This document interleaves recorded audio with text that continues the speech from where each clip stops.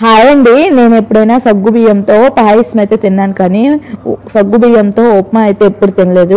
First time అయితే try చేస్తున్నాను. ఎలా చేస్తున్నాను ఈ వీడియోలో అయితే చూడండి.